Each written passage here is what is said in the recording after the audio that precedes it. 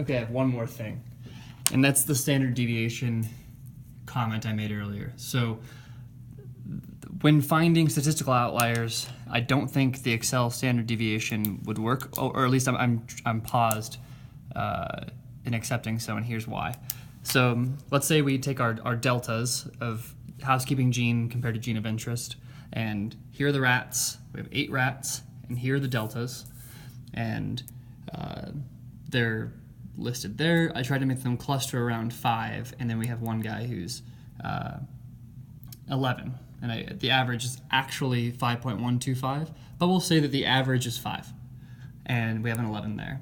So if you were to take the difference between 5 and 11, it would be 6, and it would look like 6 is, say, compared to 7,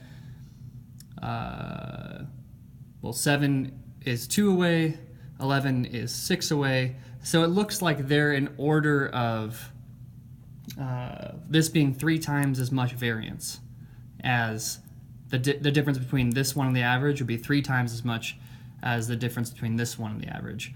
But because this is an exponential difference, the actual difference in cytokine expression from the average rat is huge in this instance. It's a totally different scale of number. So assuming that the average rat is 5, and we would say that this one deviates 0 from the mean, this one is half the mean, a quarter of the mean, 4 times the mean, double the mean, it is the mean, it is the mean, and then 11 is 64 times the mean. So the difference between this, the difference of magnitude between, say, a 7 and an 11 is not a difference of 3 times as big. It's a difference of 16 times as big.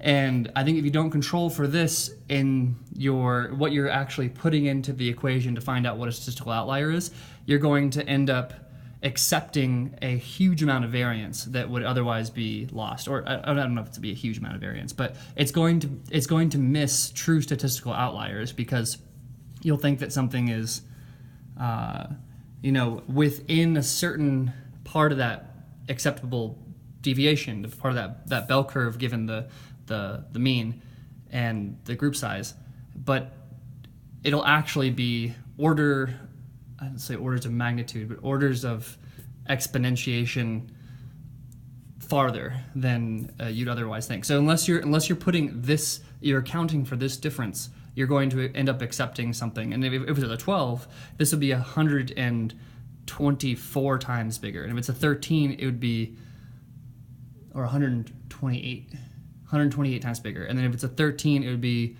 250, what the hell would that be? 256 times bigger if this was a 13. And it would look like, oh, it's a 13. That's twice as much of a difference as between 5 and 9. But it's a much larger difference, and that's where I'm coming from.